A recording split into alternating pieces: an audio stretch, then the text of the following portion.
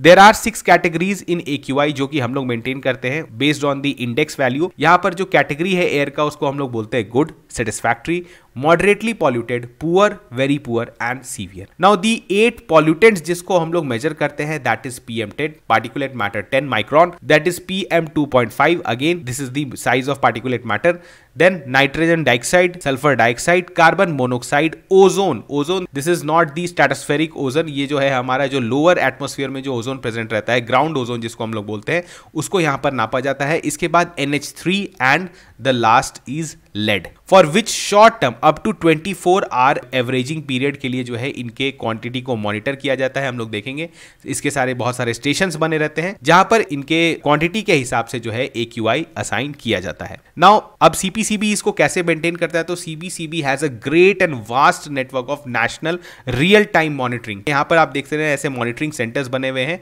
जहां पर हमने देखा जिन पॉल्यूटेंट्स के बारे में हमने बात की उसको यहां पर मॉनिटर किया जाता है। At present the real time ambient air quality monitoring network consists of 261 continuous ambient air quality monitoring stations in 134 cities covering 23 states and UTs। तो यहाँ पे आप समझ सकते हैं कि this is a very vast network। Now यहाँ पर अब अगेन हम लोग देख लेते हैं जो आपके जो इंपॉर्टेंट पॉल्यूटेंट्स जिसका ध्यान रखती है air quality index, that is PM10, PM2.5, nitrogen dioxide, ozone, carbon monoxide, यहाँ पे देखेंगे sulphur dioxide, ammonia and lead. अब आप यहाँ पर देख रहे हैं जिस टाइम के लिए इसको मॉनिटर किया जाता है, तो यहाँ पर आप देख रहे हैं कुछ को 24 आवर्स के लिए मॉनिटर किया जाता है, कुछ का जो लास्ट 8 आवर्स का जो उनका कंसंट्रेशन है उसको मॉनिटर किया जाता है। यहां पर हम लोग देख रहे हैं, ये देखिए आप स्कोर को देख सकते हैं, अगर इट इज बिटवीन 0 to 50 यहां पर डिफरेंट पॉल्यूटेंट्स के लिए डिफरेंट असाइन किया गया है और इसके बाद ओवरऑल जो है वो AQI का वैल्यू निकाल लिया जाता है। नाउ दिस इज दी, आपको इससे ज्यादा इंफॉर्मेशन जरूरत नहीं है AQI के क्वेश्चन को सॉल्व करने के लिए, लेकिन आपको इतना पता होना चाहिए